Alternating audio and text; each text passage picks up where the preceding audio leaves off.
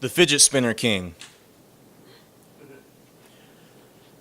There are two types of people at Starbucks on a Monday night. Want to be theirs and need to be theirs. Want tos include middle-aged men who ogle shapely customers, sip, ogle, repeat. Bootleggers using the free Wi-Fi to torrent Game of Thrones. And teeny boppers slurping frappuccinos and playing Pokemon Go. Need tos include midterm cramming college students, cops grabbing some Joe before hitting the streets, and homeless folks who need a roof and an outlet to charge their cell phone.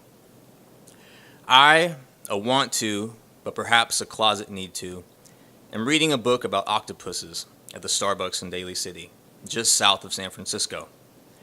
I enjoy studying creatures who share my reclusive habits.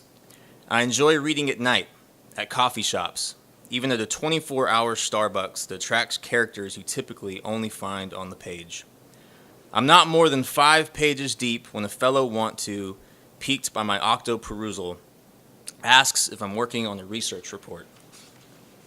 Nah, I say, gripping my Americano. I feel bad for the guy, who appears mid to late 20s but radiates the gloom of an old widower. Concave acne craters pepper his face. His head, topped with disheveled, short brown hair, dangles like a drooping flower as he aimlessly flicks a green and orange fidget spinner. Realizing my curt response felt standoffish, I rebound and ask what brings him to the squiggly green mermaid at such an hour. Shoot, nothing really, he says, dejectedly. Just got kicked out of Walgreens, so figured I'd chill here for a bit. I'm not sure how to respond. Should I ask why he got the boot? Probably not. I weigh my options. A. Propose CVS is a worthy alternative. B. Note that you can't spell Walgreens without Al Green. C. Play it safe and say, damn, that's whack.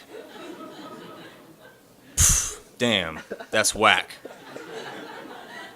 After agreeing to the whackness, the weary traveler says the Walgreens manager kicked him out for stealing, but he wasn't, not this time, though he admits to pocketing a candy bar on occasion.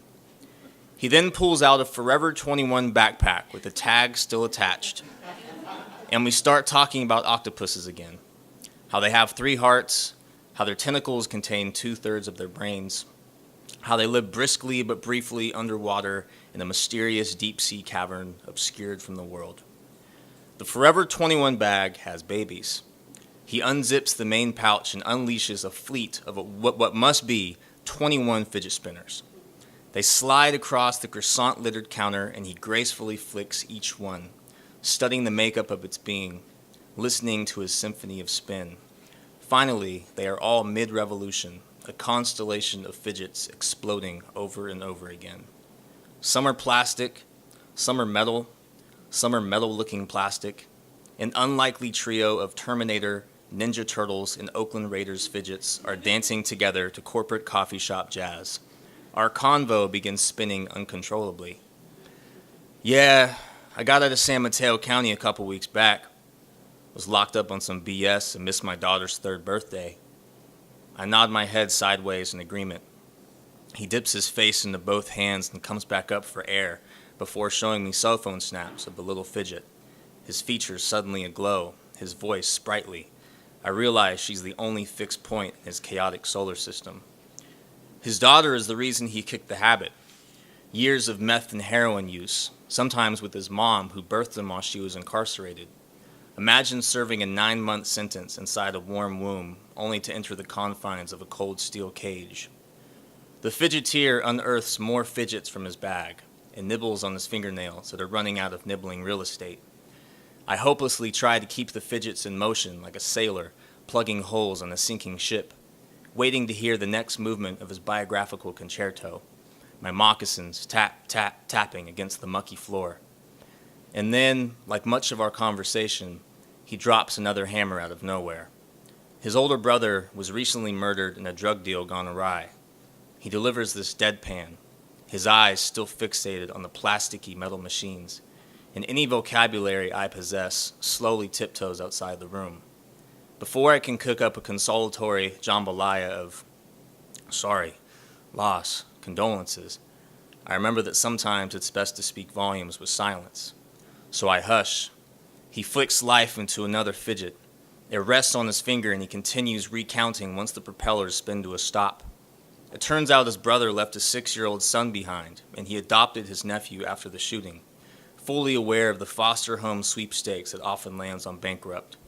He opens up a few dog-eared chapters from his own foster care experience, and I realize that lifting candy bars from Walgreens is a best-case scenario when you're raised by foster parents who glean parenting tips from Leviticus.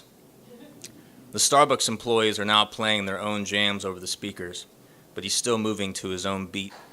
Only a few fidgets are in rotation as he tangentially spews more loose anecdotes, jail stories, the rocket arm he had in high school, years of drumming lessons that fell by the wayside.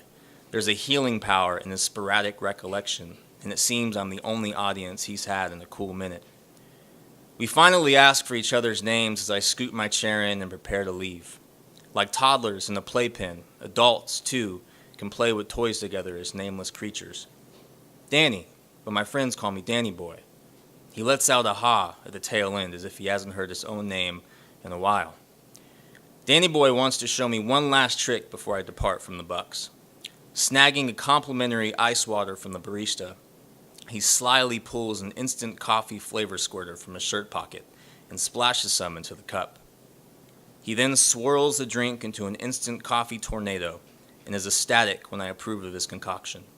One last twist from the master of spin. The fidget orchestra finally still, I tell Danny Boy to be easy and walk out into the 1 a.m. black. I look back through the glass. His head is adroop once more, balancing fidgets on his fingers like planets, whipping up a whirlwind, yearning to spin more tales to an idle patron so that he can remember, so that he can forget.